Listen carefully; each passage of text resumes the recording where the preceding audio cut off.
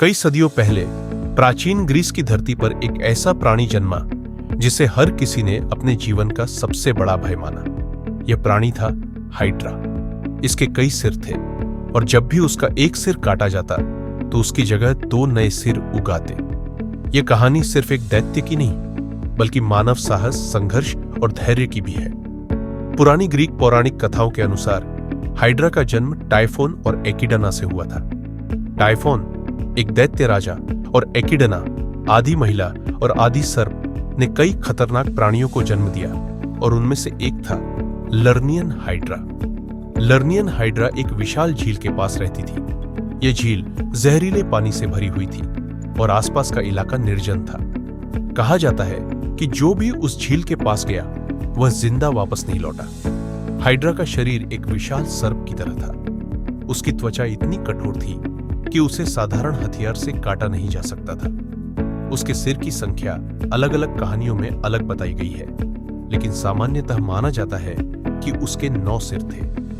हर सिर से जहरीली गैस निकलती थी और उसका खून भी जहरीला था। हाइड्रा के कारण आसपास के गांवों के लोग डरे हुए थे। उसने हर दिशा में आतंक मचा रखा था। गांव वाले अपनी फसलें नहीं उगा पाते थे क्योंकि हाइड्रा के जहर से मिट्टी बंजर हो जाती थी। उसने कई लोगों को खा लिया था और उसे हराना असंभव लगता था। हाइड्रा को हराने के लिए ग्रीस के राजा ने हेराक्लिस को बुलाया। हेराक्लिस को अपने साहस और अदम्य शक्ति के लिए जाना जाता था। यह उसका दूसरा कार्य था जिसे 12 लेबर्स ऑफ हेराक्लिस के नाम से जाना जाता है। हेराक्लिस ने हाइड्रा से लड़ने के लिए एक योजना बनाई।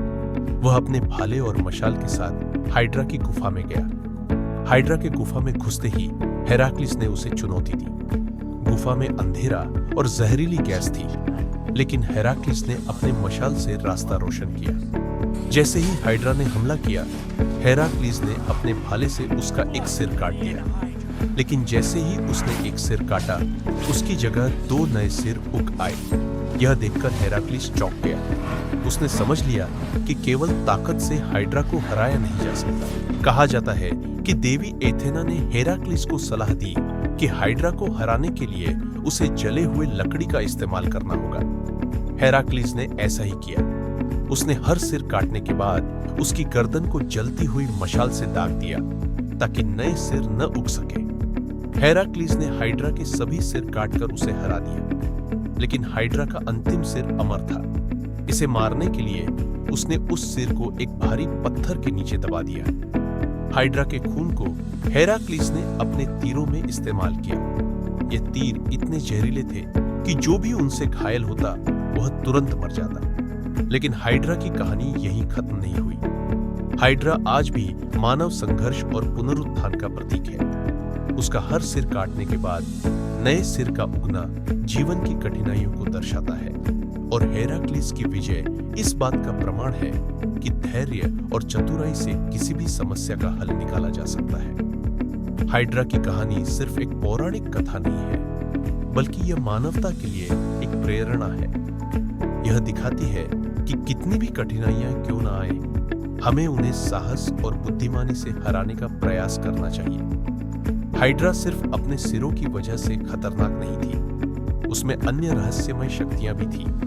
उसकी सांस से निकलने वाली जहरीली गैस इतनी घातक थी कि अगर कोई दूर से भी उसे सूंघ लेता तो उसकी तुरंत मृत्यु हो जाती। उसकी त्वचा इतनी कठोर थी कि तीर या भाले उसे भेद नहीं सकते थे। इसके अलावा कहा जाता है कि हाइड्रा के पास मानसिक शक्ति भी थी। वह अपने दुश्मन के डर को महसूस कर सकती थी और उसे और गहराई तक बढ़ा सकती थी। यही कारण था कि कई योद्धा उसे मारने की कोशिश करने से पहले ही हार मान लेते थे। हाइड्रा के आतंक ने ग्रीस की दंत कथाओं को जन्म दिया। लोग उसकी कहानी अपने बच्चों को सुनाते थे ताकि वे बहादुरी और धैर्य का महत्व समझ सके। हाइड्रा का नाम सुनते ही लोगों की रूह कांप जाती थी। कहा जाता है कि कुछ गुप्त समाज हाइड्रा की पूजा भी करते थे। वे मानते थे कि हाइड्रा अमरता का प्रतीक है और उसका खून उन्हें असीम शक्तियां दे सकता है। इस कारण हाइड्रा के खून की खोज ने भी कई रहस्यमय घटनाओं को जन्म दिया। हेराक्लिस की लड़ाई सिर्फ शारीरिक नहीं थी, बल्कि मानसिक भी थी। हाइड्रा को हराने के लिए उसे अपनी पूरी ताकत और चतुराई का इस्तेमाल करना पड़ा। हाइड्रा के सिर काटने के बाद जब नए सिर उगते थे तो हेराक्लीस को यह समझने में समय लगा कि यह दैत्य साधारण नहीं है। उसने अपनी मानसिक दृढ़ता का परिचय देते हुए एथेना की सलाह पर अमल किया। मशाल की मदद से उसने हर सिर को जलाकर नए सिर के उगने की प्रक्रिया को रोक दिया। लेकिन हाइड्रा के अमर सिर को हराना सबसे कठिन कार्य था। उसने उस सिर को भारी चट्टान के नीचे दबा दिया ताकि वह कभी वापस न उग सके। हाइड्रा के रक्त की शक्ति ने कई कहानियों को जन्म दिया। हेराक्लीस ने अपने तीरों को हाइड्रा के रक्त में डुबो दिया, जिससे वे अजेय हो गए। हाइड्रा को आज भी कई क्षेत्रों में प्रतीक के रूप में देखा जाता है।